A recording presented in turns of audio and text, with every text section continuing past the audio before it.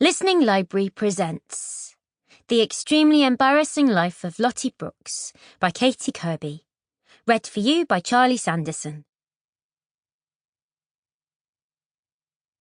For my niece, Lily, who is awesome just the way she is. Wednesday, August the 11th. Day 19 of summer vacation. Molly has only been gone for 27.5 hours, and no one seems to have any idea how much I miss her. It feels a bit like my insides have been ripped out, sloshed around in the washing machine, then stuffed back in again. My parents are absolutely zero help. I guess, being friendless themselves, they have no clue what it's like to have your BFF move all the way to Australia. They just say stuff like, "You'll make plenty of new friends in no time, Lottie." Like, how old do they think I am? 3? It's not like it was in preschool where you just bounce up to someone and say, "Let's do some gluing," then bond instantly over a shared tube of Elmer's. People are mean out there. Here's an example of how my parents treat me like a kid. We just had drive-through McDonald's for lunch as a treat to cheer me up, and Dad tried to order me a Happy Meal. I mean, what was he even thinking? I did manage to negotiate a Big Mac meal for myself, but the annoying thing was that it just tasted horrible and dry and got stuck in my throat. Mum said maybe it was because my taste buds were finally starting to mature, but really, it's because my heart is broken. I didn't even enjoy my milkshake that much. It had already melted a bit by the time I got home and was more milky and less ice creamy than usual, you know? Then I got sweet and sour sauce down the front of my favourite t-shirt, and it felt like the final nail in the coffin. Me, sweet and sour, general aura of doom. Anyway, with Molly off enjoying the sun and the surfer boys down under, I've decided to start writing a diary, and here it is. Ta-da! I guess it'll feel a bit like having someone to talk to over this long, lonely summer. I'm going to illustrate it too, because I love drawing cartoons. When I'm older, I'm going to be a comic strip artist for a newspaper or a magazine. Might as well get some practice in while I have nothing else to do. Here is a picture of my family. Dad does something boring with computers, going bald. Me, Toby, disgusting nose picker. Mum works in marketing, quite nice, but obsessed with vacuuming. No, we don't all walk around naked. It's just that drawing clothes takes so long, and TBH, I can't be bothered. I guess, as parents go, mine aren't too bad. That's if you don't count them nagging me about my screen time 24/7. My grubby little 7-year-old brother is another matter, though. Wow, that kid is annoying. Which reminds me, if you are reading this, Toby, it is private property and I will get you. What else can I tell you about myself? I haven't told you about my hamsters yet, have I? Here they are. Professor Barnaby Squeakington, Fuzzball the Third. Sorry, not very good at drawing hamsters. I've had these guys for about 8 months now.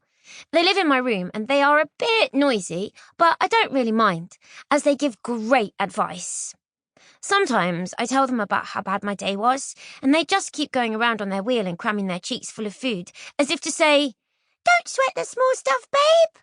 There's plenty of bigger stuff going on in the world right now." And they are so right.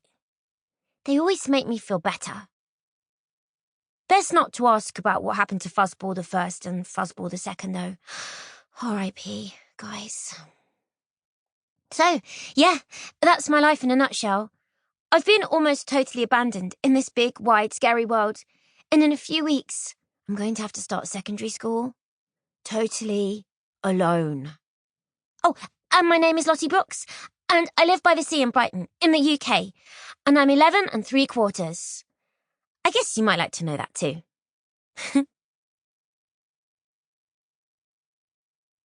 Thursday, August the 12th.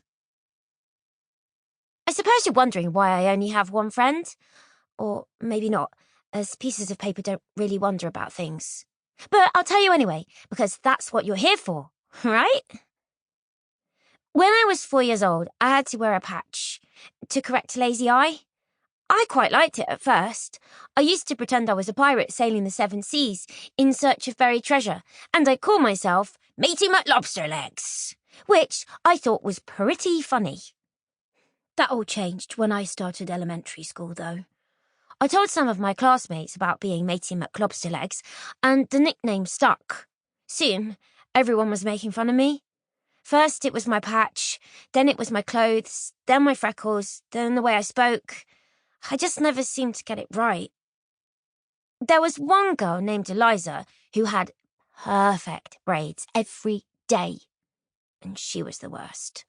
She spread lots of horrible rumours about me. Matey McLobsterlegs smells of pee. None of it was even true. Eliza made it all up. Mum said I was fully potty trained by 2.5. I felt so lonely and confused. Why didn't people like me? Why did I have to be the only kid in the class with an eye patch? And just how did Eliza get her braids so stinking neat? Then Molly joined our school and everything changed. I don't know what I would have done without her. On her first day, she plopped down next to me with her Minnie Mouse lunchbox, offered me a cheese puff, and told Eliza with the perfect braids to leave me alone. Molly was so funny and confident that she could have been friends with anyone, but she chose me. Look at how cute we were back then. Cheese puffs. Hey, Lottie, do you want a cheese puff? Oh, yeah, please. Hashtag love at first cheese puff. Love heart. From that moment, we were inseparable. Hashtag BFFs forever. But now Molly's gone, and I'm so scared about what I'm going to do without her. You see, other kids have things going for them, like being loud or sporty or drop dead gorgeous. Me, I just go bright red whenever anyone talks to me. I spend most of my free time alone drawing silly cartoons, and that's not exactly cool, is it? I also have the most mundane mud-brown hair in the entire history of the world. If I'm honest, I'm pretty sure my hair's to blame for most of my problems. I'd do anything to swap hair with Molly. She has incredible red curls. But the funny thing is that she hates her hair too. I don't know. Maybe we always hate what we've got. Mum says I'm beautiful, but you can't trust parents to be objective. She'd probably say that if I were an actual potato. Don't you look gorgeous today? Me as a potato. Thanks, Mom. It's all very well saying that I'll make plenty of friends soon, but what my parents don't realise is that most people don't really want to be friends with a potato. I mean, what have potatoes got going for them? I suppose they can become fries, and fries are good, but I'm not sure that fries make for great conversationalists. OMG, did you see how hot Jack P looked today?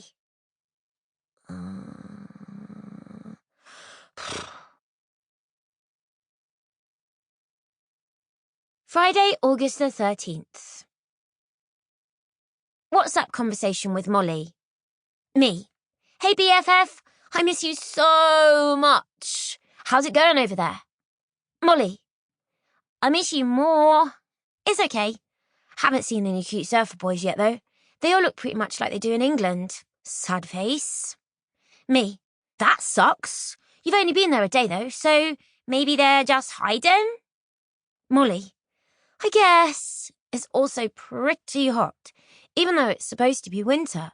No idea why my parents thought it would be a good idea to live in Australia when our family looks like a bunch of milk bottles wearing ginger wigs. Me. I know. Did they not even think about the risk of skin cancer? Molly. Clearly not. I'll probably end up dead, and then they'll be sorry. Me. Yeah, that'd serve them right. Molly. It would. Me. Bit extreme, though. Sample complete. Ready to continue?